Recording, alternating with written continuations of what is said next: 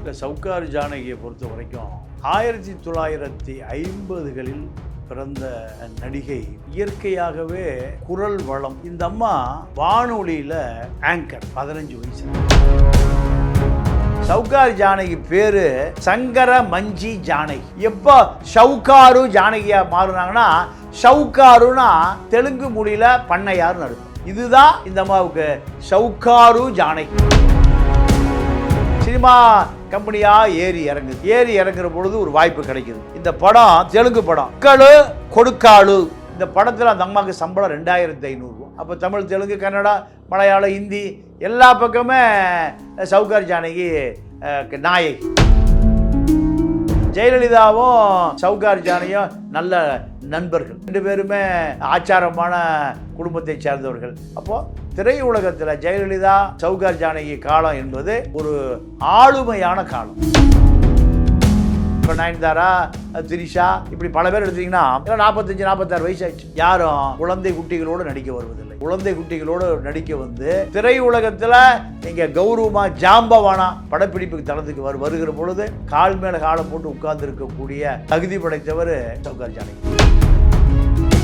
2023 தம்பின்னு ஒரு படம் எடுக்கிறாங்க. கார்த்தி, ஜோதிகா, மம்முட்டியில் நடிச்ச படம். அதான் அந்த அம்மாவுடைய கடைசி படம். சினிமா பக்கமே போகக்கூடாதுன்னு சொன்ன குடும்பத்தினுடைய மிகப்பெரிய எதிர்ப்பு. இன்னைக்கு சவுகார் ஜானகி 50ல் பிறந்து இன்னைக்கு 2026ல் இறந்துருக்காங்க. மெரிபா பன்னீர் சோடா, ஐ ட்ரஸ்ட் மெரிபா.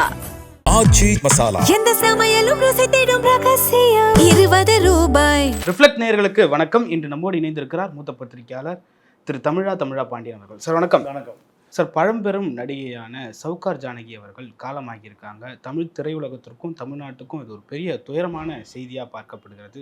அதே நேரத்தில் ஜென்சி இளைஞர்களுக்கு, இளைய தலைமுறைக்கு யார் இந்த சவுகார் ஜானகி என்ற ஒரு கேள்வியும் எழுந்திருக்கு. யார் இந்த சவுகார் ஜானகி? தமிழ் திரையுலகத்தில் இவருடைய பங்களிப்பு என்ன என்ற ஒரு கேள்வியும் இருக்குது. எப்படி பார்க்குறீங்க? இல்லை, சவுகார் ஜானகியை பொறுத்த வரைக்கும் 1950களில் பிறந்த இந்த நடிகை. இயற்கையாகவே குரல் வளம். இந்த அம்மா வானொலியில் ஆங்கர் 15 வயசில். எப்படின்னா, நாடகத்தில் நடிக்க, அதாவது வானொலி நாடகத்தில் நடிக்கக்கூடியவர்களுக்கு இந்த அம்மா அவர்களை அறிமுகப்படுத்துகிற விதம் ரொம்ப அருமையாக இருக்கும்.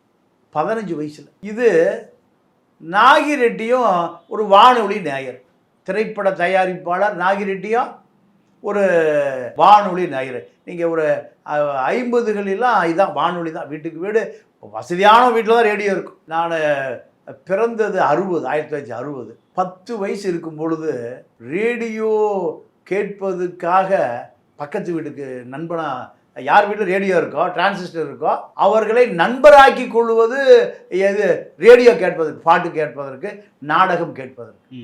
இதுதான் நிலைமை. அதற்கு பிறகு தான் எங்கள் வீட்லேயே ஒரு ரேடியோ வந்தது. அந்த காலத்தில் 250 ரூபா ஒரு ரேடியோ. பிலிப்ஸ்னு ஒரு கம்பெனி வரும். அதுதான் இருக்கிறதுலே காஸ்ட்லியான ரேடியோ, பிலிப்ஸ்.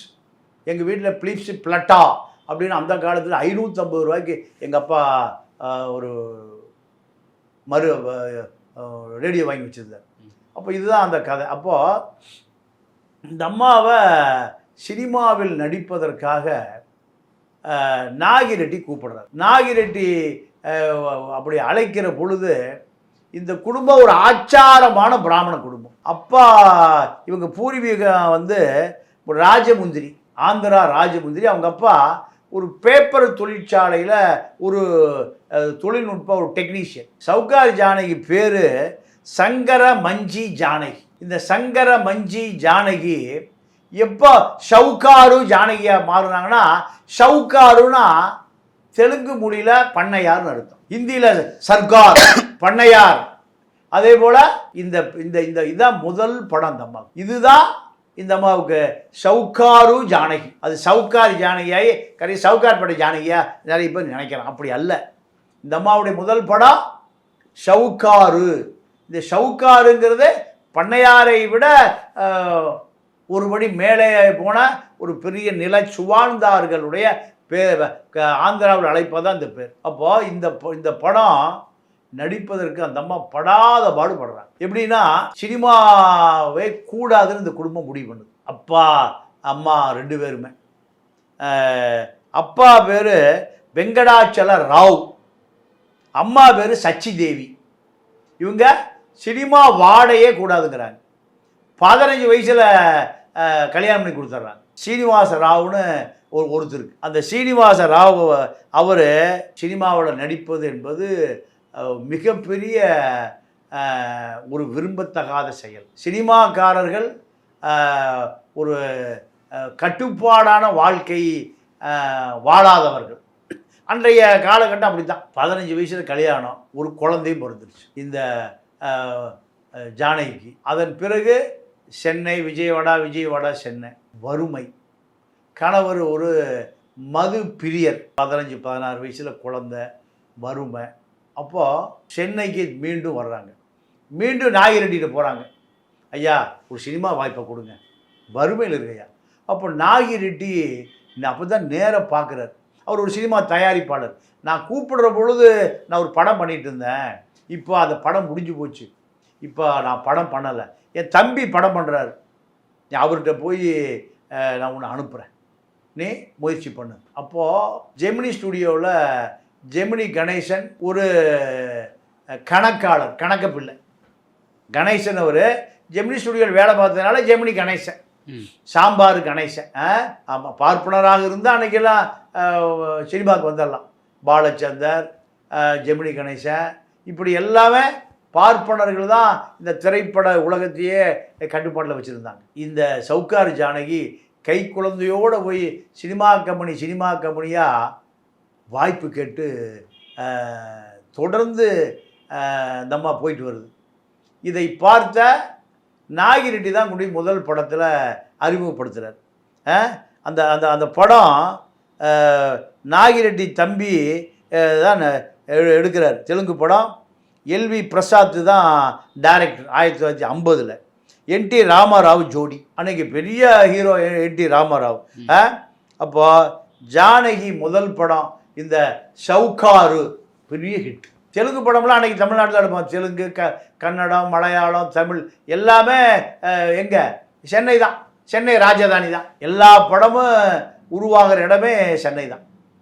இந்த சவுக்காரு பெரிய வெற்றியான பிறகு ஜானகிக்கு என்ன பேர் வந்துருச்சு? சவுக்காரு ஜானகி. இதுதான் சவுக்காருங்கிற படம் வந்தது இதுதான். அப்போது அடுத்து என்ன நடந்ததுன்னா, வளையாபதினு ஒரு தமிழ் படம். வளையாபதியில் டைரக்டர் யார் கேட்டிங்கன்னா டிஆர் சுந்தரம் மஸ்தான். 2 டைரக்டர்.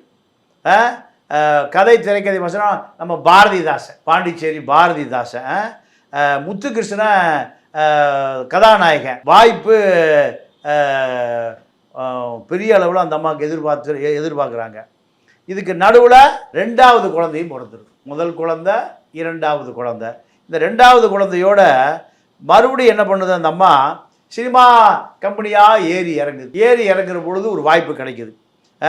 அதாவது படத்துக்கு பேர் 3வது பிள்ளை. இந்த படம் தெலுங்கு படம். முக்கலு கொடுக்காளு இந்த படத்தில் அந்த அம்மாவுக்கு சம்பளம் 2500 ரூபா அந்த காலத்தில். ஜெமினி ஸ்டுடியோவில் ஷூட்டிங், நடிப்பு.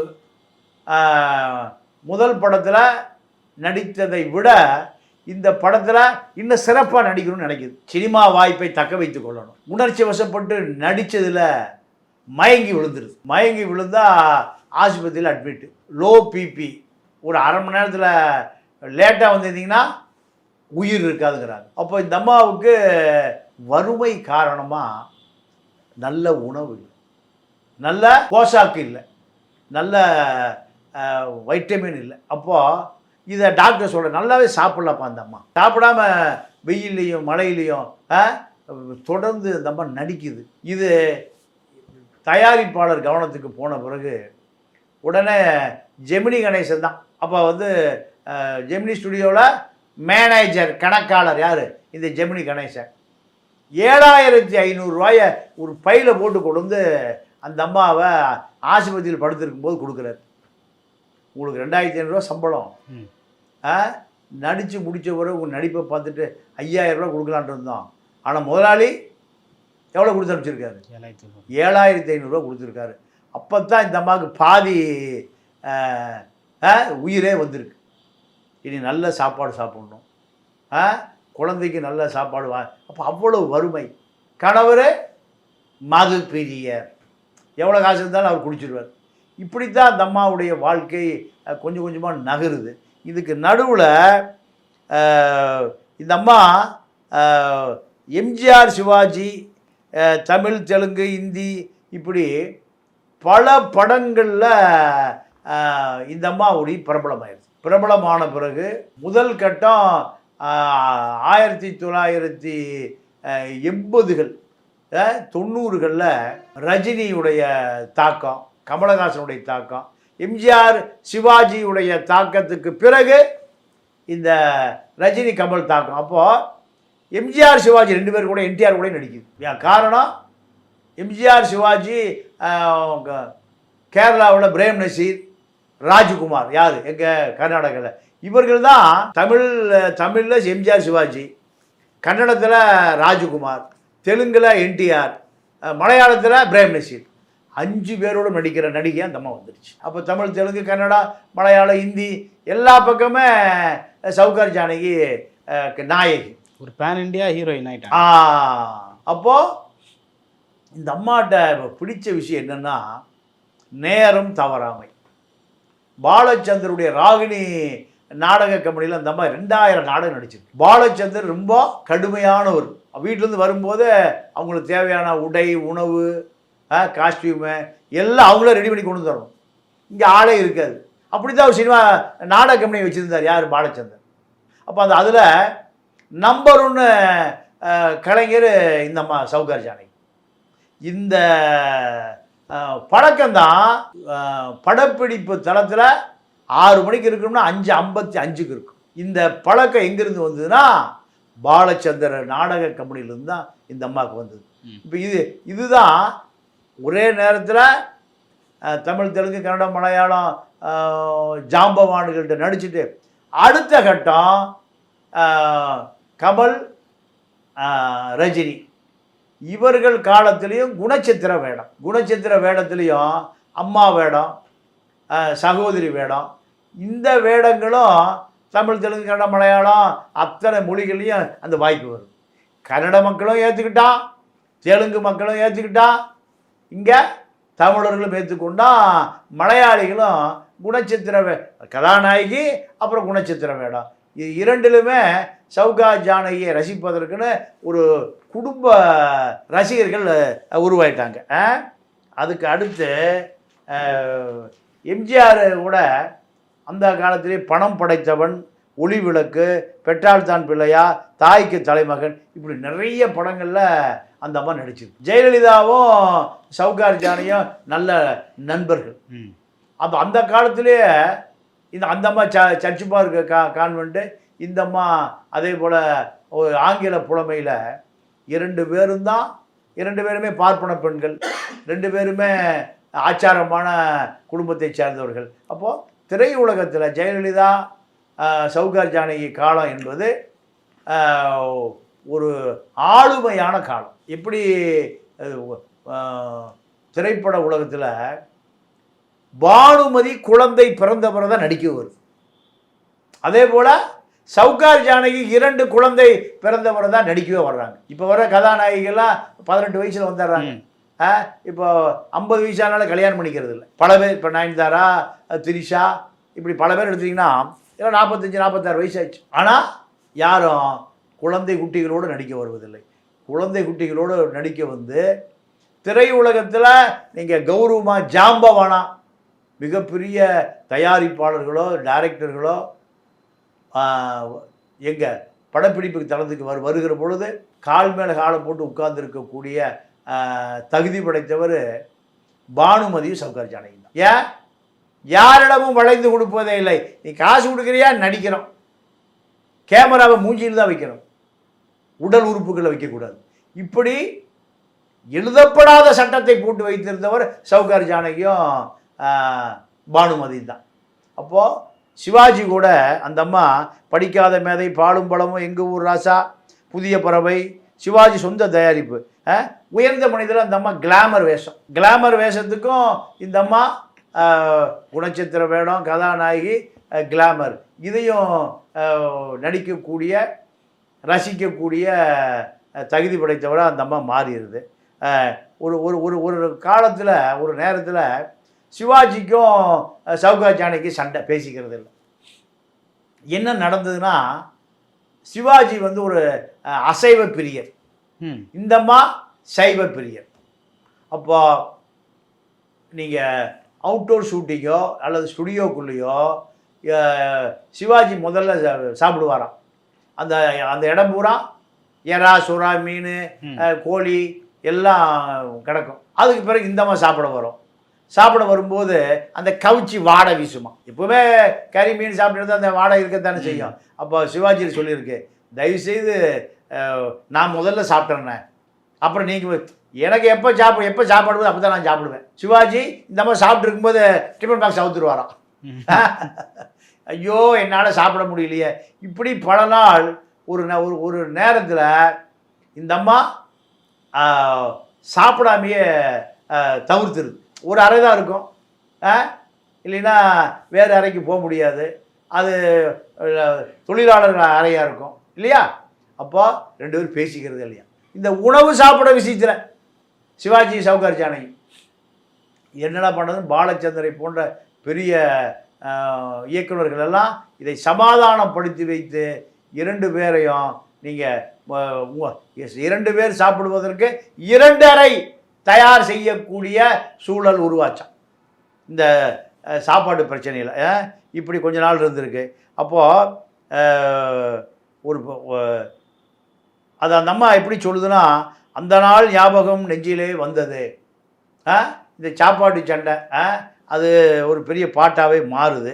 பாலச்சந்தர் நாடக குழுவில் இந்த அம்மாவுடைய நாடகத்தை ரசிப்பதற்காகவே மயிலாப்பூர், மாம்பழத்தில் இருக்கிற அந்த நாடக கம்பெனிகளில் கூட்டம் அலைபோதும். அப்போ சவுகார் ஜானகியுடைய கதாபாத்திரம் இல்லாமல் எந்த நாடகமும் வசனம் எழுத முடியாது, நாடகம் எழுத முடியாத நிலைமைக்கு பாலச்சந்தருடைய நிலைமையே மாறி போயிடுச்சுன்னு பதிவு பண்ணுறாங்க. அதே போல் நீங்கள் பாலச்சந்தருடைய படம் தில்லு முள்ளுன்னு ஒரு படம், ரஜினிக்கு அம்மாவாக நடிச்சிருக்கோம். இந்த குணச்சித்திர ரோலுக்கு நீண்ட நாள் காத்திருந்து சவுகார் ஜானகியுடைய கால்ஷீட் கிடைத்த பிறகு தான் படத்தையே ஸ்டார்ட் பண்ணியிருக்கார் பாலச்சந்தர். அடுத்து குணச்சித்திர வேடத்தில் 3 முகம், சிவா, தீ, இப்படி பல படங்களில் ரஜினியோடு அந்த அம்மா குணச்சித்திர வேடத்தில் நடந்திருக்கு. இதில் ஒரு பெரிய அதிசயம் என்னென்னா, சவுகார் ஜானகிக்கு பிறந்த நாள் டிசம்பர் 12, அதே போல் ரஜினிக்கு பிறந்த நாள் டிசம்பர் 12, 2 பேருக்கும். இது 2 பேருமே ஒரே டிசம்பர் 12 ஷூட்டிங் இருந்துன்னா அந்த படப்பிடிப்பு தளத்தில் 2 கேக் இருக்குமா. இந்த அம்மாவும் கேக் வெட்டுவாங்களா, ரஜினி கேக் வெட்டு வரான். டிசம்பர் 12 எந்த படப்பிடிப்பு தளம் எங்கே நடந்தாலும் இந்த படப்பிடிப்பு குழுவே அன்னைக்கு மத்தியானம் வரைக்கும் கலகலன்னு ஆயிருமா. இது தற்செயலாக நடந்தது. அப்புறம் தொடர்ச்சியாக எந்த பட வாய்ப்புகள் இல்லைன்னு சொன்னால் கூட பிறந்தநாள் அன்றைக்கு ஏதோ ஒரு ஸ்டுடியோவில் 2 பேருமே இந்த பிறந்தநாள் கொண்டாடி சக தொழிலாளிகளோடு அவர்களுக்கு அன்பளிப்பெல்லாம் கொடுத்து சந்தோஷப்படுத்துவது சவுகார் ஜானகியினுடைய தொடர்ச்சியான நிகழ்ச்சியாக இருந்திருக்கு. கமலோட சினிமா பைத்தியம், வாழ்வே மாயம், சலங்கை ஒளி, இப்படி பல படங்களில் நம்ம குணச்சித்திர வேடத்தில் நடிச்சிருக்கு. 1999 ஹேராம் படத்தில் சவுகார் ஜானகி வந்து ஒரு மிகப்பெரிய தேசபக்தி உள்ள பெண்ணாக நடிச்சிருக்காங்க. ஆனால் கமலஹாசனால் வெட்டி எடுத்துட்டார், படம் நீளமாக இருக்குன்னு. ஆனால் அதற்கான முழு தொகையை நான் உங்களுக்கு கொடுத்துட்றேன், தேவைப்படுகிற பொழுது உங்களை நான் பயன்படுத்திக்கிறேன்னு கமல் அந்த அம்மாட்ட மன்னிப்பு கேட்டிருக்கார் அந்த ஹேராம் படத்தில். ஆமாம். அதே போல் இந்த அம்மா பல முதலமைச்சர்களோடு நடிச்சிருக்கு. என்டிஆர் ஆந்திரா முதலமைச்சர், எம்ஜிஆருக்கு அடுத்து ஜெயலலிதா, கருணாநிதி, இத்தனை முதலமைச்சர் கூடயும் இந்த அம்மா திரைப்படத்தில் நடித்த பெருமை இந்த அம்மாவுக்கு இருக்குது. அதே போல் இந்த அம்மாவை பொறுத்த வரைக்கும் அரசியல் பரபரப்புக்குள்ளேயே அந்த அம்மா சிக்கல். ஜெயலலிதா முதலமைச்சரான பிறகு இந்த அம்மா போய் பார்த்துட்டு வர்றாங்க. பார்த்துட்டு வந்த பிறகு ஜெயலலிதா சொல்கிறாங்க, நீங்கள் எங்கூட கொஞ்சம் துணையாக இருங்க, அரசியலில் எங்கூட இருங்க, உங்களுக்கு நான் நாடாளுமன்ற உறுப்பினர் தர்றேன். அந்த அம்மா எனக்கு ஆர்வம் இல்லை, எனக்கு அரசியலே பிடிக்காது. அதை இப்போ இந்த மீட்டூன்னு ஒரு பெரிய பரபரப்பு வந்தது. பெண்களை பாலியல் ரீதியாக பயன்படுத்தி கொள்கிறார்கள். அப்புறம் பிரச்சனை வந்த பிறகு இந்த பெண்கள் ஆண்களை குற்றம் சாட்டுகிறாங்கன்னு. அப்போ இந்த அம்மா சொல்லுது, இதுக்கு நான் ஆதரவே இல்லை. ஏன்? மீட்டூ நடக்கிற பொழுது பிரச்சனை பண்ணுறதில்ல, 6 மாதம் கழித்து வெளியில் சொல்கிறீங்க. உண்மையான தைரியமான பெண்களாக இருந்தால் நீங்கள் அந்த நடந்த பொழுதே உங்கள் எதிர்ப்பை தெரிவிங்க, நடந்த பொழுதே நீங்கள் தண்டிச்சிருங்க. 6 மாதம் 1 வருஷம் கழித்து சொல்லுவது என்பது எனக்கு ஏற்புடையதில்ல, அது தவறான கொள்கை. நான் இந்த பெண்களுக்கு ஆதரவே இல்லைன்றுச்சு. அதே போல் சாவித்திரியினுடைய முழு வரலாற்று படம் எடுக்கிறாங்க. அந்த படத்தை அந்த அம்மா சொல்லுது, மகாநதின்னு அந்த சாவித்திரியுடைய வாழ்க்கை வரலாறு. கீர்த்தி சுரேஷ் இப்போ எல்லாம் நடிக்கிறாங்க. அந்த அம்மா சொல்லிடுச்சு, இந்த படத்தில் சாவித்திரியினுடைய கருப்பு பக்கங்களெல்லாம் காமிக்கிறீங்க, அது எனக்கு உடன்பாடு இல்லை. காரணம், பல நல்ல விஷயங்கள் சாவித்திரிட்டு. அந்த அம்மா மது குடித்தது, வறுமையில் வாடுனது, ஜெமினியால் ஏமாற்றப்பட்டது, இப்படி அந்த அம்மாவுடைய வசந்த காலத்தை நீங்கள் காமிக்காமல் வறுமைப்பட்ட காலத்தை காமிச்சா ஒரு நடிகை இப்படியே இருந்திருக்கு, செத்து போயிருக்காளான்னு வரலாற்று பதிவாகும். என்னுடைய சொந்த வாழ்க்கையை யார் படம் எடுத்துடாதீங்க, அது யாரும் நான் அனுமதிக்க மாட்டேன். என்னுடைய சொந்த வாழ்க்கை என்னோட போட்டோம், அதை வியாபாரம் ஆக்கக்கூடாது. வியாபாரம் என்பது நாங்கள் நல்ல அழகா இளமையாக நடமாடுகிற பொழுது நீங்கள் பதிவு செய்வது தான் எங்களுடைய வரலாறு. நான் உடம்பு சரியில்லாம படுத்து கிடக்கிறேன், எந்திரிக்க முடியல, மெலிஞ்சு போயிட்டேன், கை இல்லை, கால் இல்லை, கண்ணு தெரியல, நான் படுக்க இதான் எனக்கு காமிக்க வேண்டிய அவசியம் இல்லை. இதுதான் இந்த சவுகார் ஜானகியினுடைய சொல்லக்கூடிய தகுதி. 4 தலைமுறை இந்த அம்மா குடும்பம் சினிமாவில் நடிச்சிருக்கு. எப்படின்னா, இந்த அம்மா தங்கச்சி கிருஷ்ணகுமாரின்னு தங்கை, மக பெருசாக சினிமாவில் வரல, பேத்தி வைஷ்ணவி அரவிந்த், ரஜினிக்கு அண்ணாமலை படத்தில் தங்கையாக நடிச்சிருக்கு. 4 தலைமுறை சினிமா தலைமுறை. சினிமா பக்கமே போகக்கூடாதுன்னு சொன்ன அப்பா, அம்மா, அண்ணன் குடும்பத்தினுடைய மிகப்பெரிய எதிர்ப்பு. இந்த எதிர்ப்புகளையெல்லாம் மீறி இன்றைக்கி சவுகார் ஜானகி 50 பிறந்து இன்றைக்கி 2026 இறந்துருக்காங்க. 96 வயது.